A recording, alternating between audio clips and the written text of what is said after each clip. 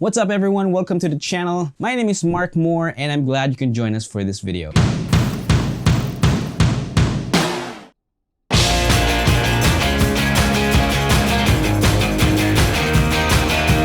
Welcome to the channel wherein we talk about bikes, adventure rides, trail rides, races I join, product features, product reviews, tips, hacks, and tutorials. And if it's your first time here and that's what you're looking for, please hit the subscribe button and like the video and share it to your friends.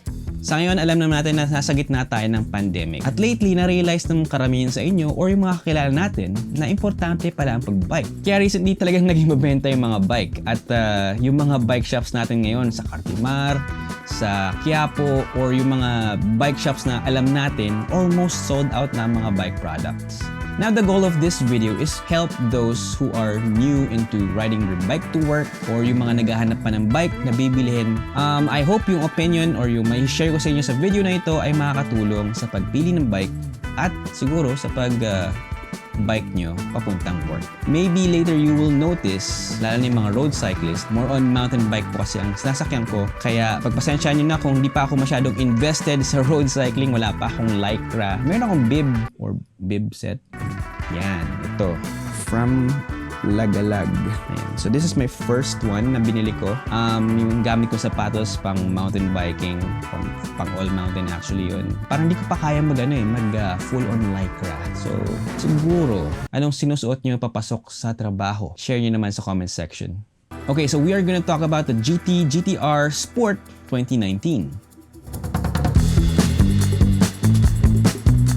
Alright, so GTR Sport 2019 is a road bike. Kaya siya tinawag na GTR kasi GT Road Series. For the frame, it's what they call the GTR alloy.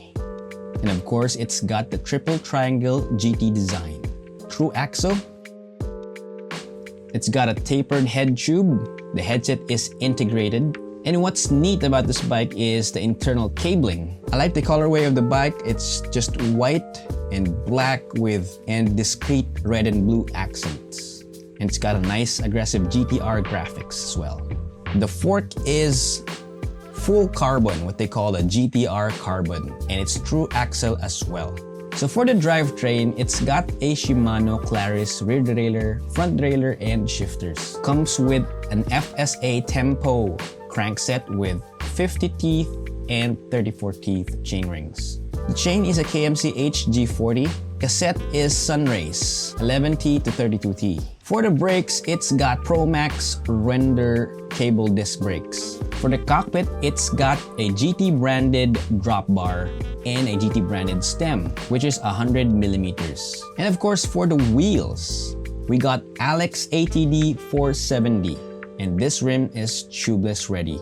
It comes with Formula hubs front and rear, and attached to these rims are 28mm or 28C Vittoria Zafiro, or Zafiro, how do you pronounce that? Anyway, now let's go to the geometry. So this is a size small or size 52. The seat tube length is 490mm. Horizontal top tube length is 533mm. The reach for this bike is 379mm. Standover height is at 728mm. And of course, the head tube angle is at 72.5 degrees. Seat angle is at 74 degrees. Alright, so chainstay length is 420mm. And the total wheelbase of a size small is 987mm. Alright, so those are the numbers of the GTR Sport 2019.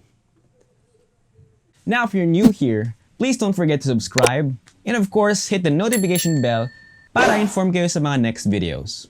Okay, so bakit ko nga ba mas gusto ang mountain bike over a road bike or a commuter bike going to work? Well, number one, mas versatile ang mountain bike. Well, we all know sa Pilipinas, hindi maganda ang kalsada natin. Hindi lahat ng lugar asfalto or semento na maganda yung pagkakagawa. Maraming lubak, maraming uneven surfaces, mayroong mga metal plates which is naranasan ko ng ma-pinch flat dahil gamit ko yung Pixie ko noon, at drainages na pwedeng pumasok yung gulong ng mga bikes, lalo na mga road bikes. Sa mountain bike, hindi mo po problemahin lahat yon.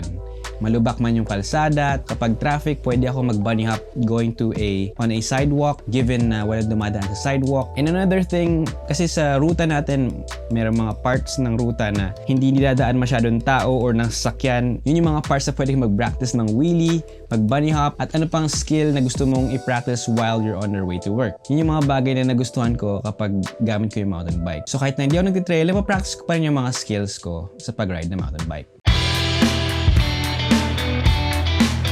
GTR is GT's entry-level road bike, and it's also dubbed as an all-rounder.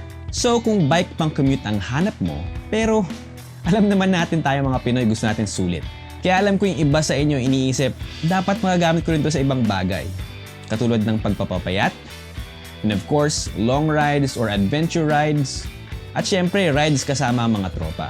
And you know what? Eventually, ang susunod dyan, dahil may mga tropa na kayo, mapapasahin na kayo sa mga events, and of course, mga races. Believe me, I've been there and I've done that. Ganyan talaga ang patutunguhan yan. So I think GTR is a good choice para sa mga nagsisimula pa lang. Alright, so from a mountain biker's perspective, ito ang mga nagustuhan ko sa GTR. Number 1, out of the box, naka 28C tires na ang bike. At sa tingin ko kaya pa nito ang 30C. And for me, based on my experience, mas comfortable ang ride sa 28C tires. At mas confident ako na hindi ito basta-basta mapipinch flat. Of course, tinry natin to. Okay, so did I mention this bike has 28C? So, kaya-kaya niyang gawin to. Alright. And also, as a mountain biker, importante sa akin ang reliability ng brakes. Good thing the bike has disc brakes. Although hindi ganun kalakas ang braking power ng Pro Max, pero dahil disc brake ready na ang frame, at least pwede ka na mag-upgrade in the future. And of course, ang floating seat stays. So instead sa seat tube, direkta na nakakabit sa top tube ang seat stays ng GTR. So this helps with the vibrations and will give you more comfort lalo sa mga longer rides. Now, when biking to work, I usually bring a backpack. Sa GTR, pwede kang magkabit ng bike rack sa likod. Pero ikakabit mo ito sa seat post. And dahil road bike ang GTR, wala siyang eyelets para sa additional support sa rear rack. Kaya ang carrying capacity ng rack na ito ay magiging 10 to 12 kilograms.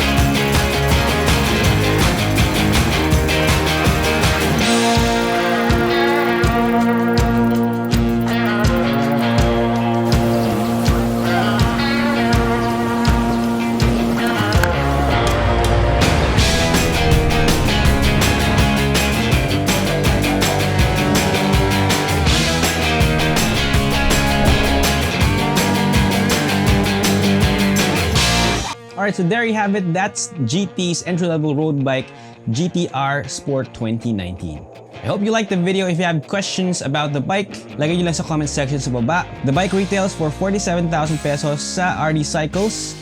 And for inquiries, you may dial their number sa description down below. And if ever you're gonna inquire, tell them you saw it here para may onting tulong naman sa channel. Also, if you were to choose between a road bike or a mountain bike na gagamitin pang bike to work, at iba pa, ano ang pipiliin mo? Write it down sa comment section below and please also include why at yung mapipili kong comment I will feature sa next video. Alright, thank you very much for watching. As I always say, it's more fun on the trails. But this time, it's fun on the road. But please wear a helmet and stay safe, everyone.